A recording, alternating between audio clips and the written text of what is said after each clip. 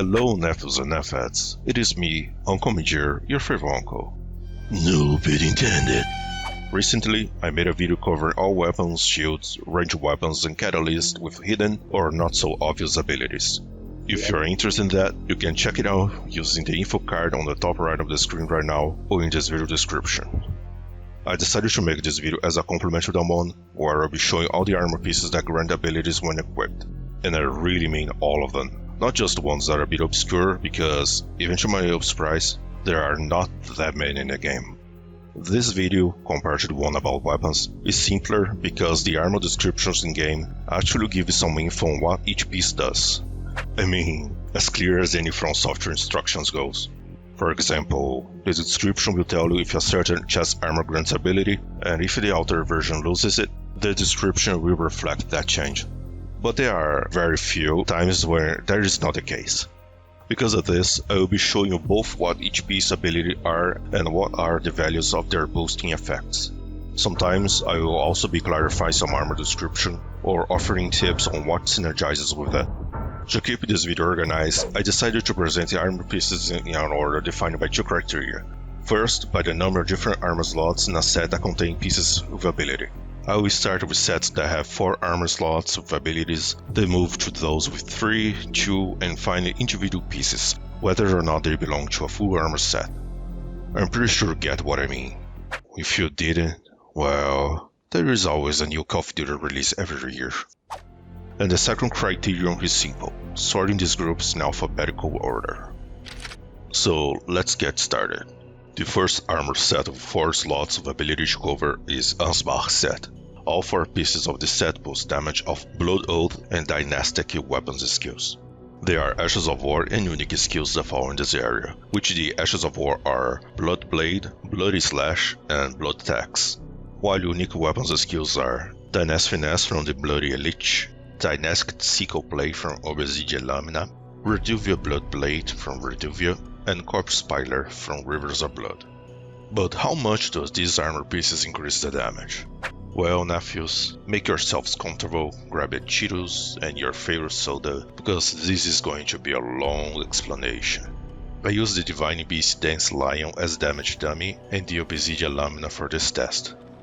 The Wise Man's Mask has higher bonus values than the rest of the pieces in this set. Using only the mask, the damage bonus was exactly 4%. After that, I tested the other 3 pieces separately, and which one boosts the damage by exactly 3%. The chest piece, Ansbach's attire, can be altered, and doing so does not remove this ability. I am pointing this out because there will be many altered pieces that loses the ability some of the default versions have, or vice versa. Now what was left to test was whether these bonuses were added or stacked multiplicatively. Testing 2 pieces where none of them was the mask resulted in a 6% increase, which doesn't answer the question yet because adding 3 and 3% or multiply them gives very similar results. With 3 pieces, mask excluded, the value was exactly 90%. That means the bonuses are most likely added and not multiplied. So all I had to do was check the full set, which gave a 14% damage boost. And this is where things got tricky. If you add 4%, the result is 13%, which doesn't match in-game results. If you multiply all the bonuses, the result is a 13.64% increase, which is also wrong. So what remained to verify was adding all 3 bonuses and then multiply them by 4%, which would result in 13.36%. Still incorrect. If you go to Frax Alive, yes, the site that everybody loves to criticize, but also the one that everyone's uses. Despite all the criticism, most of the information there is actually correct. I mean, as long as you stay within Elden Ring Wiki, because my god, their coverage of Lord of the Fallen, for example, is atrocious at best. Anyway, on the Ansbach set page, it says that the White Man's Mask boosts these skills by 5% and the remaining pieces by 3%. But if you check the Wise Man's Mask page, it says that it boosts them by 4%. And that's when we all start our ironic collapse. But here's the deal, they are not wrong. I mean, it is lacking information why there are 2 different values, but after almost half an hour, I managed to crack this enigma. So what is happening here is that the bonuses are indeed added rather than multiplied to the total damage. However, the Wise Man's Mask has two different values depending on whenever another unsmarked piece is equipped. If no other piece is equipped, then the bonus will be 4%. But if there are at least one piece, the bonus value for the mask will be 5%. Huh? I have an explanation for this, Nephews. It is just From Software being From Software. So here's how I think code was written.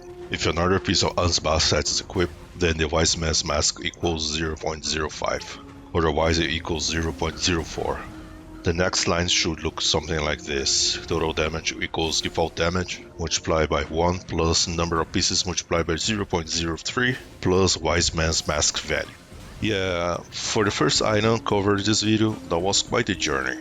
It is not the only item with confusing data, but don't you worry, I will break it down every time a new divergence appears in this video. Let's move on to the next one, the Briar set. My name is Jeff.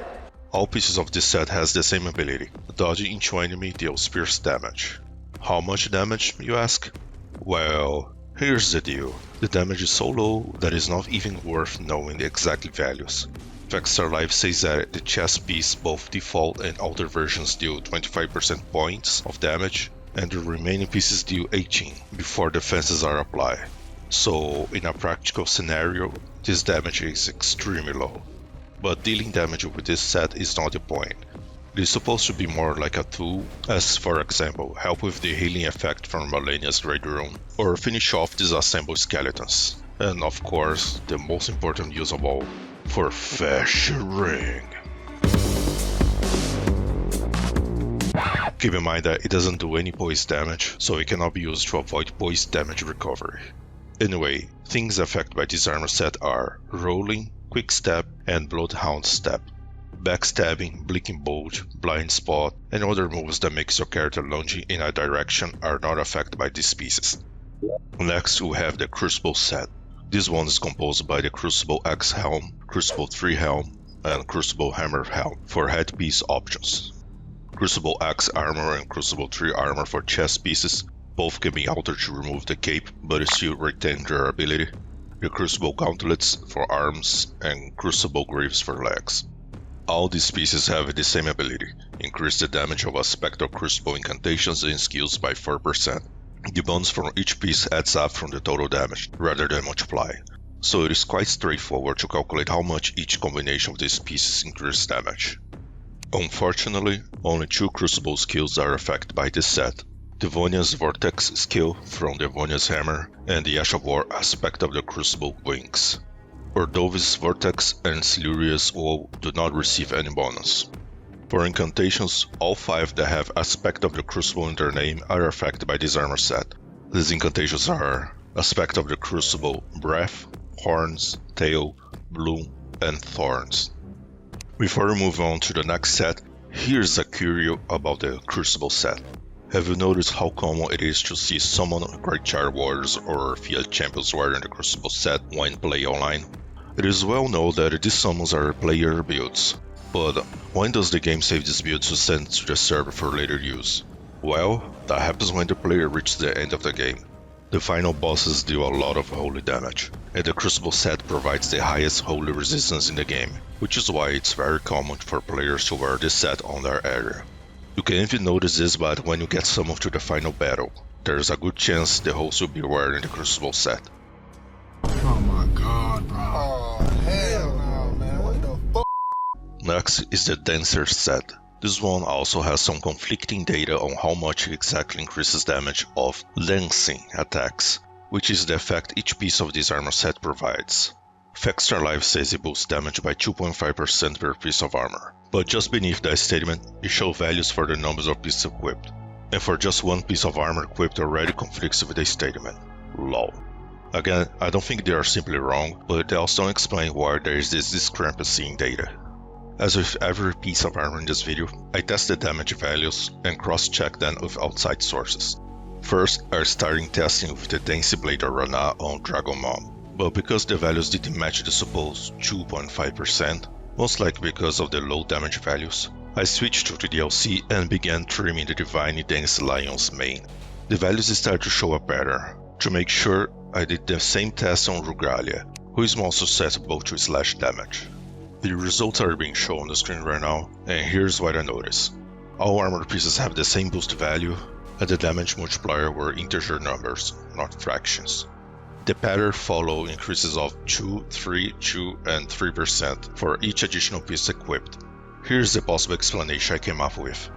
They are all, in fact, multiplier of 2.5%, but only 2 decimal units were calculating the formula. That means when 2.5% was expected to be 0.025, it became 0.02. And one more pieces of armor are equipped, it doesn't matter if the bonuses are summed or multiplied, because the results will be the same. As for example, a sum will result in 0.05 and a multiplication gives 0.05062. Picking only 2 decimal units give us 0.05 in both cases. For 3 pieces, the sum would be 0.075 and the multiplication 0.076890625. I just spoke like a robot right now because I'm really bad at speaking numbers out loud.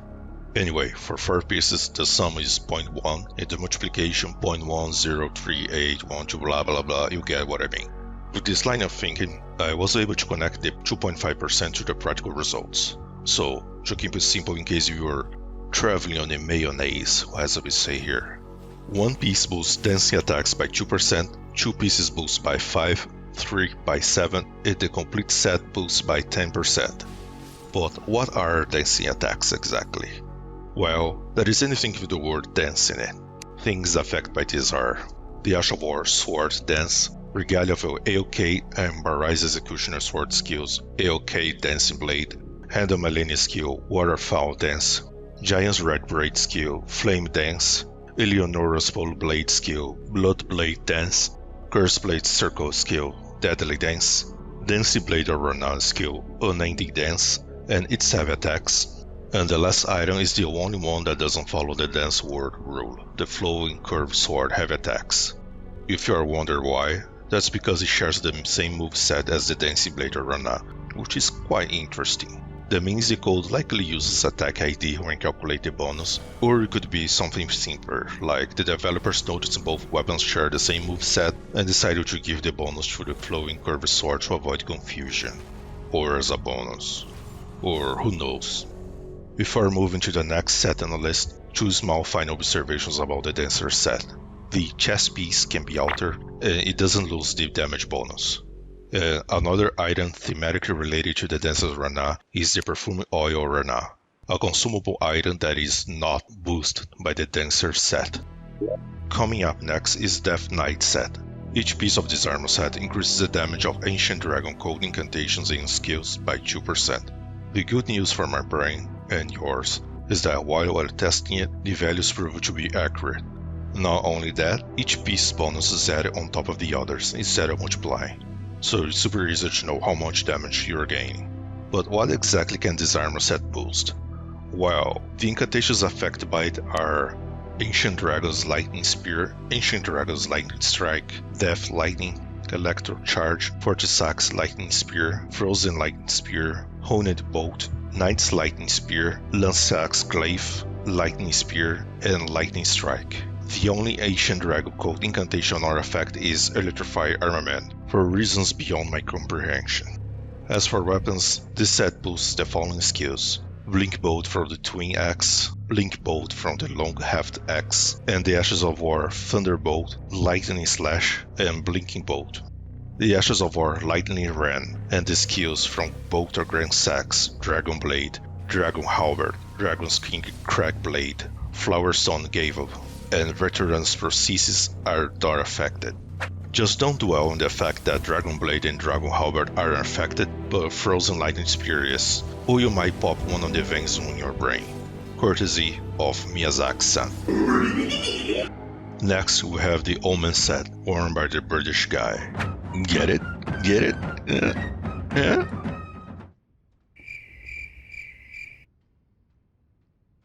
Okay, no need to take this seriously, it was just a joke. Each piece of this set increases the damage of consumables Omen Bray, Omen Burn. Just one moment, let me Google it. Bairn.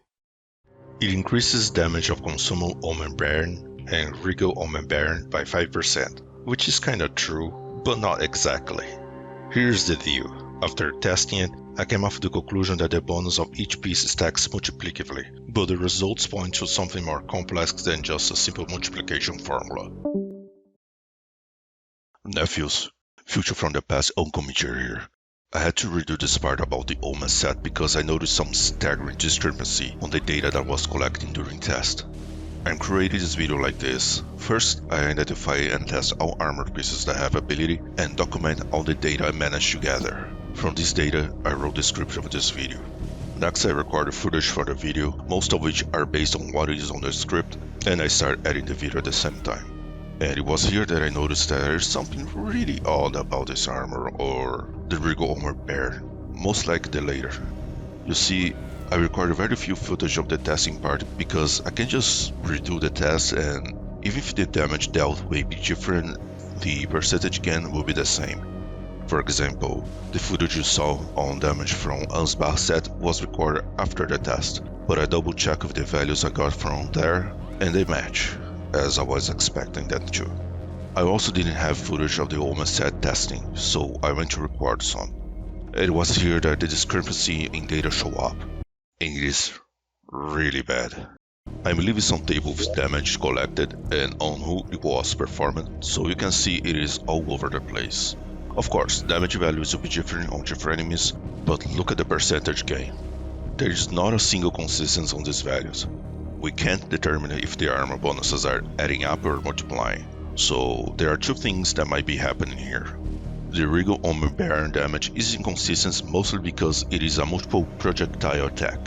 Before you say something like, why you didn't test at least twice with armor combination? well, I did that, nephew. I also tested on some enemies that was easy to land only headshots to check if it was the reason for the difference. It isn't. And another thing that might be happening is a truncation of values when the game is calculating the bonus damage of the armor, which was my take on the matter before I found out about this mess. Let's just consider the armor set bonus add up instead of multiply, just to keep things simple.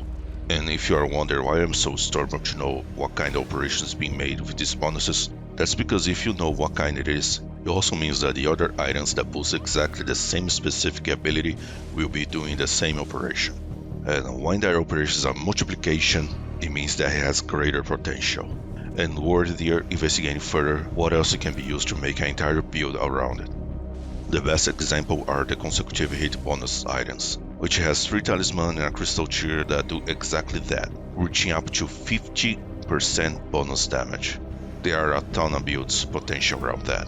One of them is my Cthulhu build, that you can check on the info card or in the description. Wink wink. Now back to past uncommitted. Let's move on to the Rakshasa set. Each piece of this armor set increases all type of damage. Melee attacks, spells, weapons skills, ranged weapons. The only thing it doesn't affect is status effect damage. If you are not familiar with this armor set, you might think it is one of the most OP broken things in the game. Well, not really. First, you must know one of the most important teachings of this game, and that is Elder Ring given, Elder Ring taken. It means because it's a good item, it must have a downside, and a lot of people also misunderstand the one from this set. Its description says it increases damage taken, which might lead for some confusion.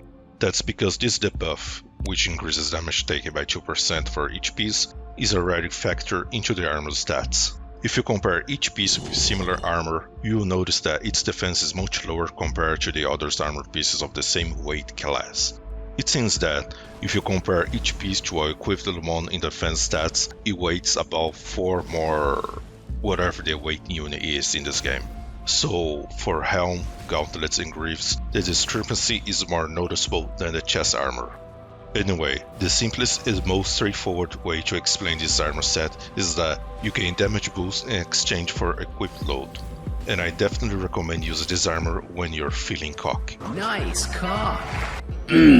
So, how much exactly does it increase damage? Does it add up or multiply? Well, each piece does indeed increase damage by 2%, and the bonus is stacked multiplicatively. One piece gives exactly 2% damage boost, 2 pieces will boost you by 4%, 3 pieces by 6.1%, and with the full set equipped, the bonus will be 8.2%. Next up is Royal Remnant set, also known as the Edgelord set. Each piece of this armor heals its wearer by 2 HP per second, if their max HP is under 18%. It will never heal you beyond 18% of your total HP, which allow for some cool synergies with the Red Feather and Blue Feather Branch Sword talismans. The Red Feather Branch Sword increases our attack damage by 20, while under 20 max HP, while the Blue Feather Branch Sword reduces damage taken by 50%, also while under 20% max HP. The Twin Bird Kite Shield is another item that pairs well with this set, as it has similar effects to those two talismans. It will boost all attacks by 5% and reduces damage taken by 10% when your HP is under 20%. Additionally, Ashes of War can be applied to this shield, if desired. Now I want to build a setup around these items. And now, the last set with 4 pieces to cover, the Spellblade set. Each piece of this set increases the magic damage of weapons skills by 2%. I'm going to say it again in a more specific way now. Each piece only increases magic damage part of the weapon's skill by 2%. I repeated myself because a lot of people misinterpret this description, even though it says only skills, and think that it can also boost sorceries. It is really only skill, Nephews. And because it's only the magic part of the skill, you can make the following observations. First, obviously, pure magic skills are boosted by it. Example are unique skills like Sorcery of the Crozier from the Watchdog Staff and Glintstone Dart from the Glintstone Crest. Also, Ashes of War like Carrion Greatsword and Glintblade Phalanx. Second, talking about Ashes of War, if you set up a physical damage Ash of War on a weapon, like Savage Lion's Claw, and apply Magic or Cold Affinity, the magic portion of the damage will be increased. In the final observation, unique skills that deal partial magic damage. For example, the standard and heavy attacks of Regalia of AOK and Mari's Executioner Greatsword deals both physical and magic damage. So their skill, Dancing Blade of AOK, gets a much lower boost because most of the damage is physical, making the boost from the Spellblade set quite low. There are few exceptions though. I tested every single weapon at Ash of War that had any kind of magical damage, and I discovered that Ruinous Ghost Flame from the Helfen's Steep and Rancor Slash from Spirit Sword and Spirit Glaive are not boosted by this set. And speaking of boosts, each piece bonus adds on top of the other instead of multiplying. One more thing, the chest piece can be altered and you won't lose the ability. Now let's move to armor sets with 3 armor slots that provides an ability. First up is Aurish set. 3 pieces of this set were supposed to increase Thorn sorceries by 6%. This bonus stacks multiplicatively. The 3 pieces that give this bonus are Aurish Pointed Hat, Robe, and Bracers. The trousers do not provide any boost in this regard. You can alter the Pointed Hat and keep the ability, but the same doesn't happen with the Robe. If you alter, it loses the ability to boost Thorn sorceries. Why? The same reason as the trousers. It doesn't have the red glintstones on it. It is a nice little attention to detail. And as said, it was supposed to boost 6% because there are some diminished returns. I think there is some truncation or similar issues in the calculation as the Yeoman set. From in-game testing, when just 1 piece is equipped, it boosts by 5% instead of 6%. But when 2 pieces are equipped, they boost 12%. Very close to the expected 12.3%. And when all pieces are equipped, the bonus is 19%, super close to the expected 19.1%. Anyway, Thorn sorceries are Briars of Sin, Briars of Punishment, and Impenetrable Thorns. Mantle of Thorns is also a Thorn sorcery, but is not affected. Next we have the Giga Chad Duelist Armor Set. This armor set is composed of 3 pieces, Duelist Helm, Gravekeeper Cloak, and Duelist Greaves. They all have the same ability, to increase aggro from enemies. What this means is that the wearer of any of these pieces of this armor set, when in combat, enemies will lose interest in the last attacker if they don't strike again after a few seconds, and will target the wearer of any duelist armor piece instead. This ability is exactly the same as the Shabriri Wool Talisman. Keep in mind that this ability is a simple on-off switch. It doesn't stack. Equip 1 3 pieces and or the talisman will give you the same effect.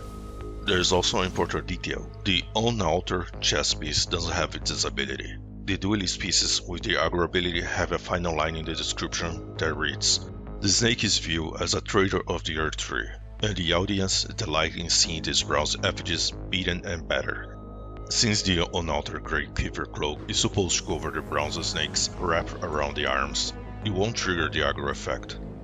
Even though the description says, "Traitors of the Earth Tree," the aggro effect affects all enemies. It doesn't matter if they are allies of the Earth Tree or not. And last but not least, let's talk featuring. There's a unique interaction between the duelist helm and the unaltered Gravekeeper cloak. If both are equipped, the cloak's hood will be up, covering the helm. This is exclusive to these two pieces. No other chest piece will cover the helm, and no headpiece can be covered by the cloak, even if you are not wearing a headpiece at all. Lol. And the last set with 3 slots is the Rotten Duelist armor set. It does the same thing as the Duelist armor set. The main difference, apart from the color, is that the Rotten version has less defense but higher resistances. The hood interaction works when mixing it with the pieces from the standard Duelist armor. Now let's check armor pieces with 2 slots that have abilities. The Divine Bird set head and chest pieces have different abilities. The headpiece, the Divine Bird helm, provides 2 bonuses and 2 debuffs. The bonuses are an increase of 3 points in strength, 4 in dexterity, and a 10% boost to the Divine Bird Feather incantation. No, this incantation still sucks, even if it is headpiece. The 2 debuffs are a 9% reduction healing from the Flasks of Crimson Tears and a 45-point decrease in focus. The Divine Bird Water Greaves are a complete different item. What the f? They increase the damage of kicks by 4%, which stacks multiplicatively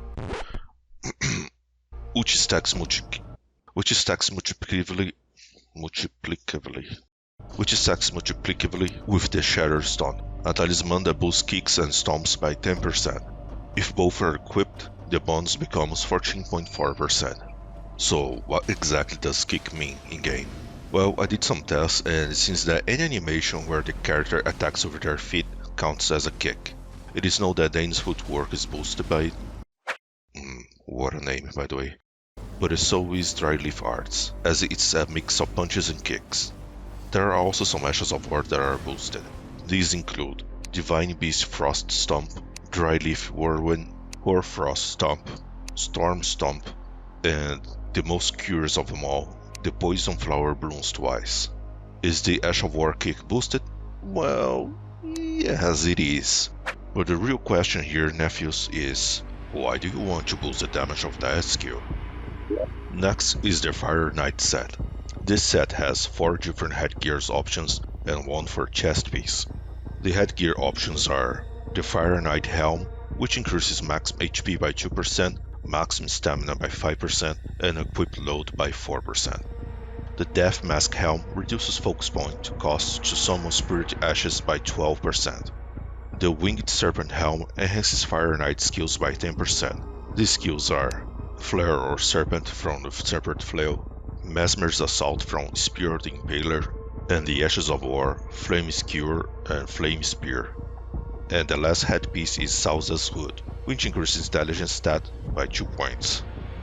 The chest piece, Fire Knight Armor, increases Mesmer Fire incantations damage by 5%. Keep in mind, the altered version removes this ability. These incantations are Fire Serpent, Mesmer's Orb, and Rain of Fire. Another armor piece that boosts these incantations is Mesmer's Helm, which gives a 3% boost. If you equip both the Fire Knight armor and Mesmer's Helm, the damage boost adds up for a total of 8%. Next up, we have the Gravebird set.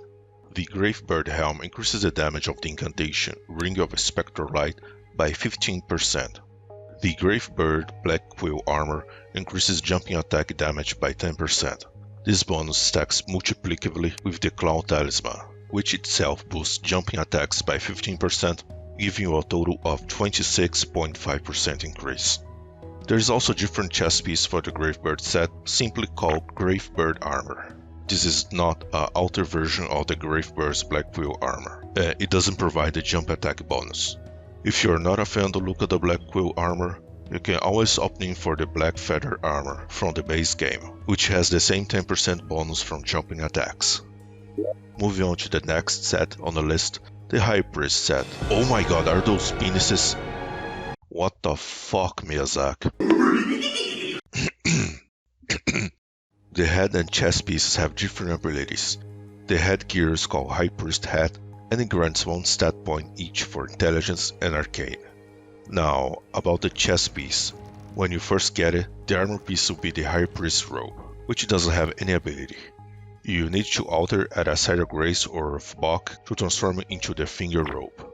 This is the piece that boosts finger sorcerer's damage by 8%, which, by the way, is your mom's favorite type of sorcery. And for the last set with 2 slots, we have the Theolir set. Again, only the head and chest pieces have special abilities. The headgear, called Theolir's Mask, increases arcane stat by 3 points. The chest piece also boosts the arcane stat, but by 2 points instead. This chest piece can be altered, and if you do so, it loses its ability. So we have check armor sets with 4, 3, and 2 different slots that give some kind of ability. What remains now are armor pieces with abilities that may or may not be the only part of a set that provides an ability. First we will look at headpieces, then the armor pieces, and finally arms and legs pieces. Okay, for the first headgear we have the Albinaric Mask. What it does is increase the arcane stat by 4 points, and it also has a debuff that decreases the healing effect of Flasks of Crimson Tears by 10%. Next is the Ash of War Scarab. As the name suggests, it decreases focus points cost of casting weapons skills by 15%. It can also be used alongside of the Carrion Filigree Crest Talisman, which has the same ability, but it decreases the focus point cost by 25% instead. Using both at the same time will decrease the skill focus point cost by 37.5%, not the expected 40%. This happens due to diminished returns. Lastly, the Ash of War Scarab also gives a debuff for its users, increasing damage taken by 5%. It does this by simply having negative defense stats, which you can compare when wearing no headpiece and put the select on this armor to see the difference. Coming up next is Azur's Glintstone Crown. This headpiece increases the damage of Comet Azure sorcery by 15%, and Glintstone Comet Shard and Comet by 10%. Pretty neat. But as this game had taught me a long time ago about nice boosts, Elden Ring giveth, Elden Ring taketh. In the case of the Azur's Glintstone Crown, the debuff is that it will increase all sorcery's focus points cost by 15%. I tested to see if it would also increase the cost of incantations, but it's not the case. I even tried using the Staff of the Great Beyond, which can cast both sorceries and incantations, and only sorceries had their focus points cost increased. Next is the Black Dumpling. This thing increases all damage by 10% when its user suffers from madness. This damage boost lasts for 1 minute. Keep in mind that madness inflicted on enemies does not trigger this effect. Next we have another Scarab headpiece, the Silurian Tear Scarab. This one boosts Flasks of Silurian Tear's focus points recovered by 10%, and like all Scarab headpieces, it also increases damage taken by 5%. The Circlet of Light increases intelligence, faith, and arcane stat by 1 point each. It also boosts the damage of Light of Mikula's incantation by 10%. That is the only incantation it can boost. Next is the Consort's Mask. It increases dexterity stat by 1 point. The Crimson Hood, on the other hand, increases vigor by 1 point. What the? The Crimson Tear Scarab increases the healing effect of Flasks of Crimson Tears by 10%, but it also increases damage taken by 5%, as all Scarab headpieces do. More info on it will be shared soon, when I will be showing you the Guardian Garb Full Bloom. Next is the Curse Blaze Mask. This headgear increases dexterity stat by 5 points, but Elden Ring giveth, Elden Ring taketh. In this case, the debuff is that it reduces healing from Flasks of Crimson Tears by 7%. Coming up next is the Divine Beast Head. Apart from fulfilling your dream of becoming a bobblehead in game, it also increases both strength and dexterity stats by 4 points each. And as for all these horns and headpieces, it also comes with the buff of reducing healing effectiveness of Flasks of Crimson Tears by 11%. Additionally, it reduces focus, that is a resistance against madness and sleep, by 16 points. Now, the most unique ability of this headpiece is the ability to boost by 7% the damage of items with the word Storm in the names. These are the following: the Ashes of War, Storm Blade, Storm Assault, Storm Stomp, and Storm Caller.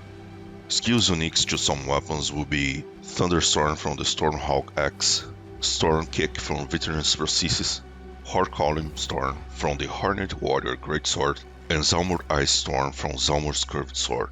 For sorceries there's just one, the Zalmor Ice Storm, and the same for incantations, the Divine Beast Tornado. And curious enough, there is also an ammo boost by this headgear, the Stormwing Bone Arrow. Next, we have the Divine Beast Helm. The name is quite similar to the last one, the difference being this one ends with a helm, while the last one ends with head. Anyway, the Divine Beast Helm increases both in strength and dexterity by 3 points each, decreases healing from flasks of crystal tears by 9%, and reduces focus by 45 points. Next is the Giant Head Diaper. Envoy's Crow. It increases damage on Envoy weapons and skills by 15%. These are Oracle Bubble from Envoy's Horn, Bubble Shower from... I don't know, it sounds a bit weird, this name. But anyway, the Bubble Shower from Envoy's Long Horn, and Great Oracle Bubble from Envoy's Great Horn. There are 2 sorcerers belong to the Oracle School, namely Oracle Bubble and Great Oracle Bubble, but those are not boosted by this headpiece. The Glintstone Scarab reduces focus points cost of casting sorcerers by 15%, and as with all Scarab headpieces, it also increases damage taken by 5%. Next on the list is the Great Hood, the closest you can get from a Pyramid Head cosplay, I think. Are you sure about that? It increases intelligence and faith by 2 points each, but it also decreases max HP by 9%. Coming up next is the Great Jar. It increases the damage of all types of throwable pots by 16%, and by all, I mean the ones made from cracked, ritual, and heft pots. And here's a little trivia. You can barely see through the lid, but the interior of the jar is actually textured. You can even see how filled it was. I'm going to take the chance to also show you something smart the game does with the character's hair. When a headpiece that partially covers the head, but part of the hair must be visible, the game changes to a compact version of it. I just don't know if it is actually a completely different model, or there are some flags that deactivate some parts to avoid clipping. Most likely the latter. You can see some examples here, and like I said, this is for every headpiece that covers most of the head. It is not exclusive to the Grey Jar. Next we have the Haima Glintstone Crown. It increases strength and intelligence by 2 points each, but it decreases total focus points by 10%. The Helic Tree Helm increases faith stat by 1 point, and the Helic Tree 9 Helm also increases faith, but by 2 points instead of 1. Next is the Hieroda's Glintstone Crown. I don't know how to pronounce this name. Looks Greekish, I don't know. This headgear increases intelligence and endurance by 2 points each, and it reduces max focus points by 10%. And here's a little trivia. It has a unique black glintstone on top of it. The description of this headpiece doesn't say anything about it, only that this type of crown was granted to the nomadic scholars of the Ralelucaria Academy. Oh sorry, I can't control myself. Every time I have to say Ralelucaria Academy, you have to be in a Khajiit voice. See? It's unavoidable. So I went to the converted fringe tower and tried to open with the erudition gesture, and it doesn't work, nor the glintstone lights up. Next is the Hornet Warrior Helm, worn by the Giga Chats that I name HS800. That stands for Hardstand Model 800. It increases strength by 5 points, which is quite a lot. That means... Elden Ring giveth, Elden Ring taketh. It decreases the healing effect from flasks of Crimson Tears by 7% and focus by minus 30 points. And for those who are or not paying attention, here's a jump scare.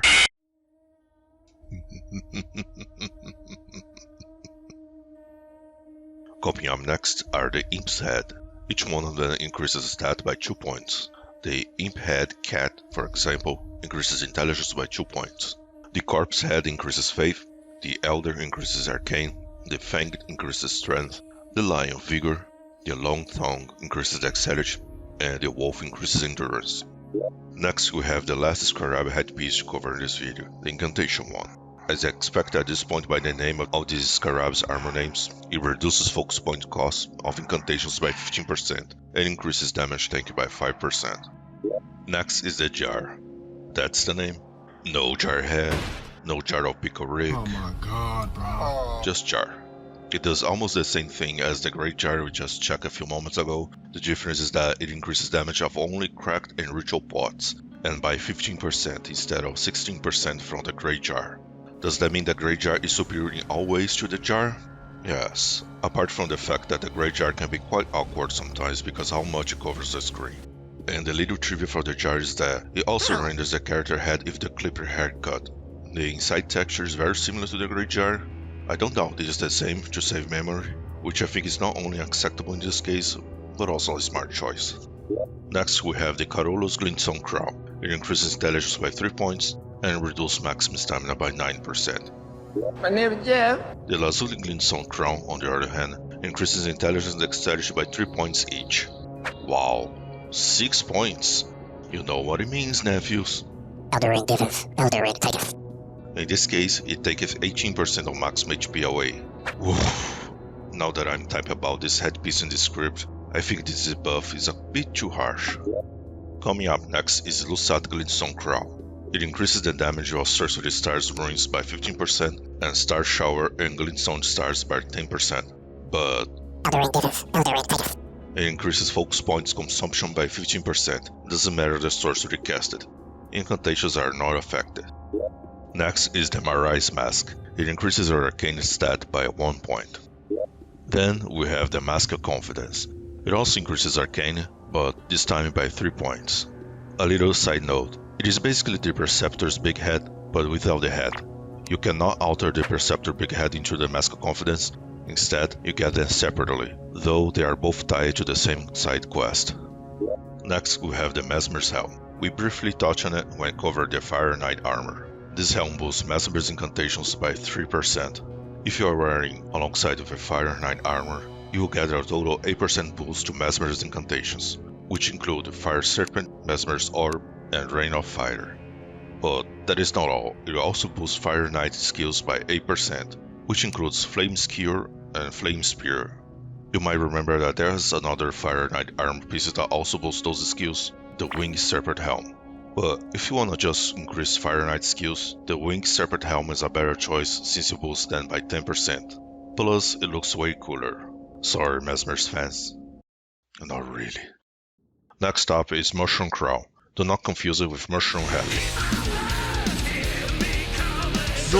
No, I'm talking about the other Mushroom Head. Yes, that one. Although these two pieces are from the same armor set, they are completely different items. The Mushroom Crown increases all damage by 10% for 20 seconds when poison or scarlet rot occurs near the vicinity, whenever it's the wearer that suffers from it or someone else. The full Mushroom set also has the highest immunity value in the game, which is your resistance to poison and scarlet rot, so it's a great choice if you are crossing the Lake of Rot. Even though the Mushroom Crown is located there, the Mushroom Head... No, again, that's the other Mushroom Head. Yes, the Hannibal Lecter episode 2 or 3 thing. The Mushroom Head can still be used since it has the second highest immunity stat.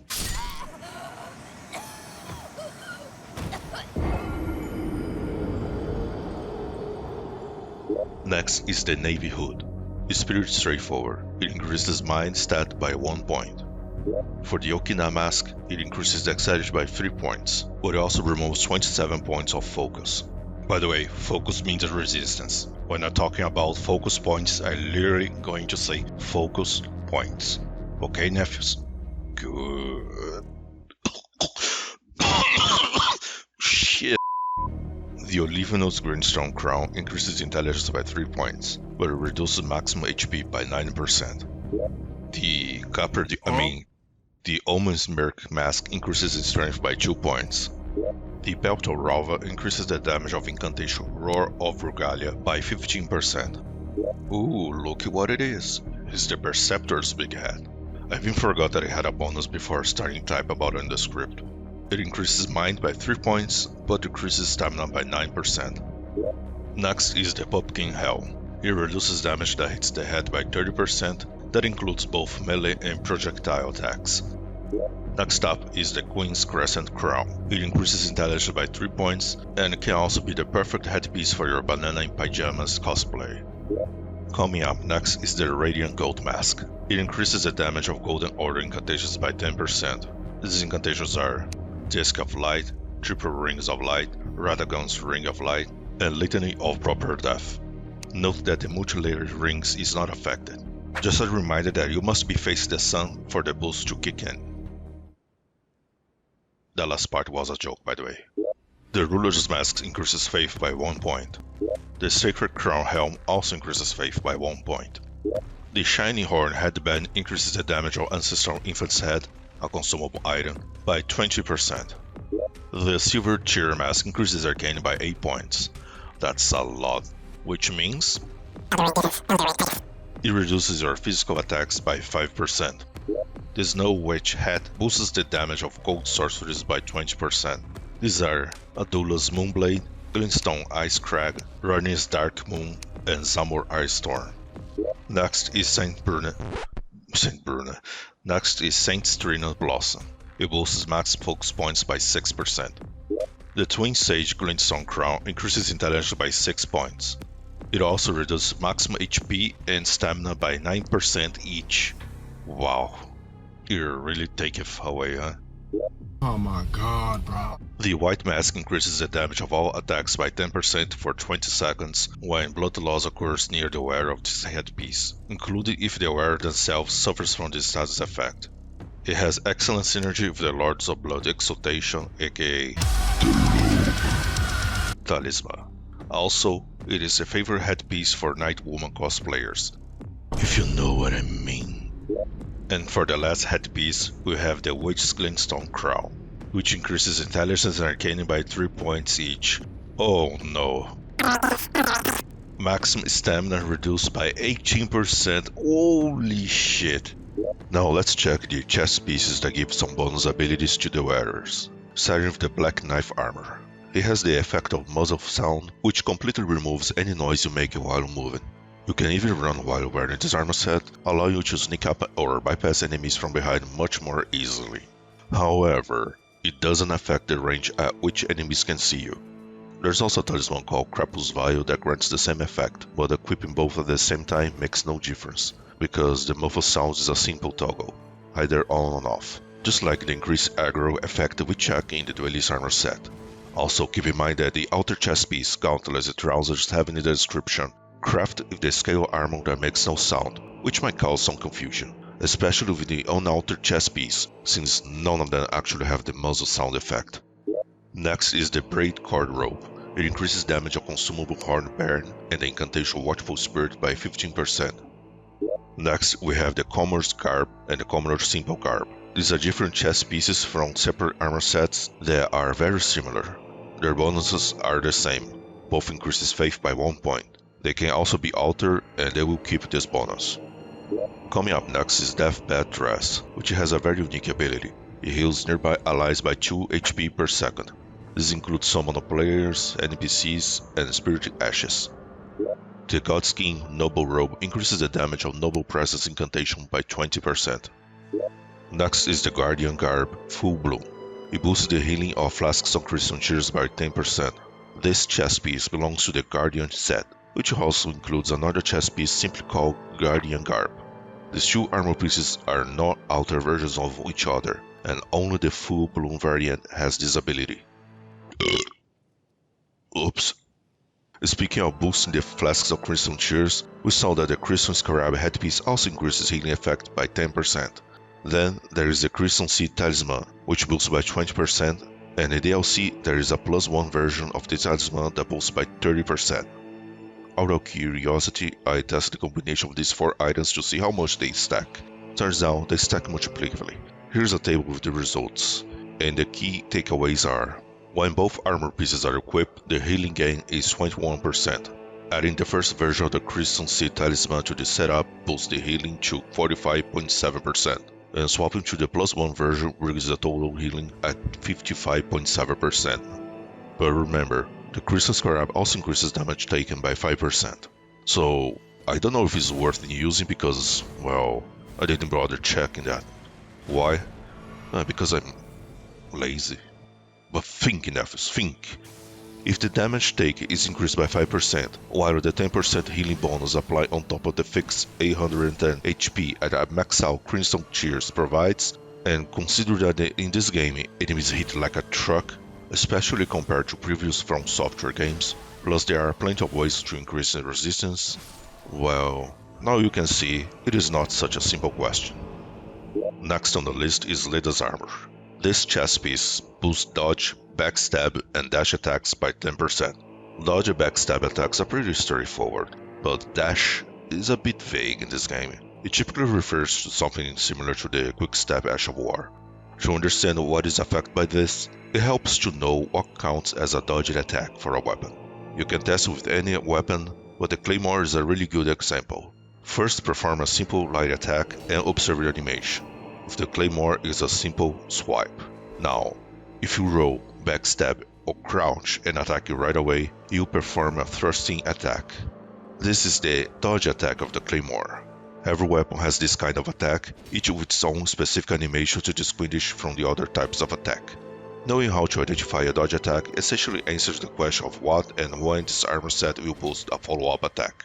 Things that allow for a dodge attack follow-up includes Quick Stab, Bloodhound Stab, and during my test I found out that Blind Spot also gets boosted, but not the attack itself, but the follow-up, because it is considered a dodge attack. Hey Nephews, it's me again, Uncle Major from Past Future. I needed to attach this segment to explain a thing about Blind Spot is not always boosted by this armor piece. What happens is that when you are not locked into a target, the follow-up attack for Blind Spot will be a dodge attack, so it is boosted by Leda's armor. But if you lock on, you will perform a different follow-up attack that isn't. It doesn't matter if it's a light or heavy attack, which makes the bonus for this particular situation kinda useless, since using Blind Spot without lock on is way harder to handle it. Also, there are some specific weapons that have a faintly heavy attack present on thrusting swords and heavy thrusting swords, or specific weapons like Claws of Night. You can perform this attack by holding heavy attack and then pressing dodge, which will do attack and step back. It is possible to do a light follow-up attack that has a really long reach. On the thrusting weapons, this type of attack is boosted by Leda's armor, but for Claws of Night it isn't. I think there's another very specific weapon that can do this type of attack, where I really cannot remember which one it is, so I'm not sure if it can boost that. Also, I tested Raptors of the Mist, Swift Slash, and Blink Bolt, but they are not boosted by this armor piece. Lastly, there's a talisman called Retardatory Cross Tree that boosts the same moveset, but by 17 instead of 10%. If you use both the armor and the talisman together, the bonus will stack multiplicatively for a total of 28.7% in damage gain. Back to Past Uncle Major. And the last chest piece to cover is the Raptor's Black Feathers. It works the same way as the Gravebird's Black Quill armor we checked in the 2 pieces of armor chapter. As mentioned there, the bonus is the same, 10% more damage for jumping attacks with both pieces of armor. It stacks multiplicatively with the Claw Talisman, which increases damage by 50%, giving you a total of 26.5%. So let's move on to the gauntlets, but there's none to cover, nor trousers. Well, that is because all gauntlets and trousers with ability belongs to a set where at least one other piece has ability, so they have already been covered in this video. And last but not least, let's quick check some armor pieces with different interactions when it comes to fashioning. So let's start with the Duelist armor, which we already covered early in this video, but in case you skipped that chapter, here's the deal with this armor set. The headpiece called Duelist Helm and the unaltered chest piece, Gravekeeper Cloak, have a unique interaction where, when both are equipped, the hood from the cloak will be up, covered in helm. If you switch to any other headpiece, or no helm at all, the cloak won't cover. It doesn't matter how obvious it would be for the hood of the cloak to cover the headpiece. The same goes for the Duelist Helm. While it's more obvious that it would be more hard for any hood from other chest piece to cover, considering how large this helm is. On subject of hoods, there are a few headpieces and chests that, when equipped at the same time, will always have the hood up, no matter the combination. The headpieces are Astrologer Hood, Black Knife Hood, Blood-Soaked Mask, Chain Coif, Eccentricus Hood Altar, Fingerprint Helm, Nox Monk Hood Altar, Nox Sword Stress Crown Altar, and perfume hood. These headpieces can be equipped with any of the following chest piece to keep the hood up: the astrologer robe, black knife armor, and perfume robe. And now, for the best part, with this headpiece, you can be absolute sure that once equipped, it doesn't matter if you win or lose when stepping in a boss arena, you already won by pure fashion. This headpiece is, of course, the Great Helm. A piece of armor for the Terra Chads that can even make your Roderica wet. And I don't mean wet by tears this time. Damn, son. Just don't mention it being hit above with a mace or a hammer. That you'll ruin the fantasy for sure.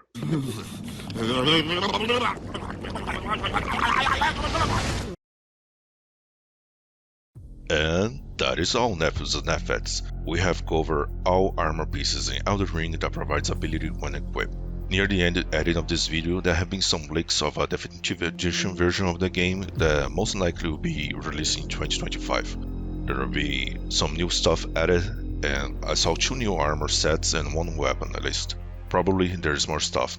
If some of these new armor sets happens to have ability, I will be making a new video only cover that and leave a link pin in the comments section of this one. So look for that if you're from the future and know about this version of the game. Ah yes, this version will be free upgrade for those who already own the game, Nephews. We are talking about From Software here, not EA or Warner Brothers. You gotta be fucking kidding me. If you know about a useful loadout or of an item to pair with any armor pieces shown in this video, leave in the comments below for your fellow Elden Ring players to see and learn from. If you leave a cool one, you earn an unconsumed heart, so you know how much I appreciate your collaboration with this game and my channel. Aww. But if you type trash, I will be calling G-Man to teleport you barefoot to a planet made of Lego pieces. Anyway, thank you for watching, Nephews. I hope this video was useful to you. If it was, please consider leaving a like and especially a subscription to your new favorite uncle. Don't worry kids, no bid intended. During the editing of this video, my channel reached 1000 subscribers. Yay! You know what it means? That I can activate ads on my videos. So here's one just for you. You better get your eyelids ready, cause I'm gonna flood my channel with ads every 2 minutes. Oh, if I can, I will trigger another one right now. I'm just kidding. Or am I? Well, stay tuned to find out. Take care, Nephews.